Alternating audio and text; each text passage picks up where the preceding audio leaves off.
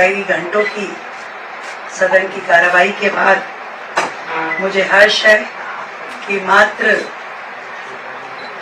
5 महीने के अपने कार्यकाल में हमने 3 बिल पास करवाए, जबकि यदि मैं पिछली सरकार का देखूं तो उनके 5 साल में 14 बिल हुए थे केवल। उन 14 बिलों में 5 तो जीएसटी के ही थे, 5 सैलरी के थे और एक आधा कोई और था। तो 14 बिल 5 साल में हुए और हमारे इस छोटे से कार्यकाल में हमने 3 बिल इसे पास करवाए।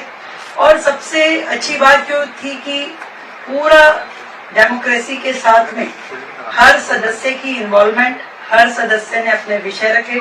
280 के तहत ही हमारे पास में 171 जो थे लोगों ने अपनी बातचीत रखी, बिंदु रखे और 62 विषयों पे ये सारी चर्चा हुई।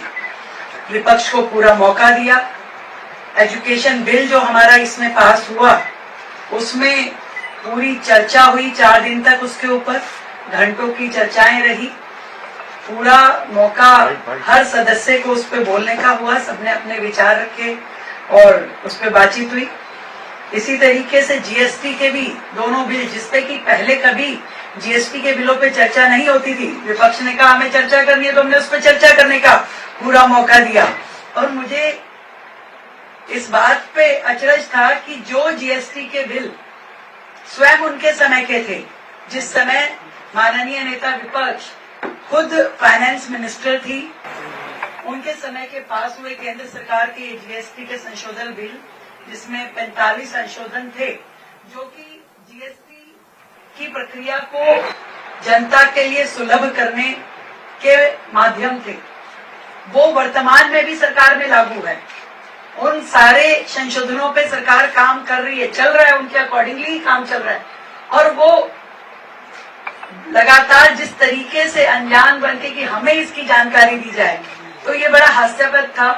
और जब चर्चा करने का मौका दिया तो पता चला उनके पास वक्ता ही नहीं थे और उन्होंने विषयों को भी इस तरीके से, मतलब विषय था ही नहीं, पॉइंट उन्होंने पढ़ दिए और उन पॉइंट्स का हमने सबका आंसर दिया, उनको विषय के भी बताया कि चलिए आपने आपके समय के संशोधनों को हम ही आपको बता देते हैं।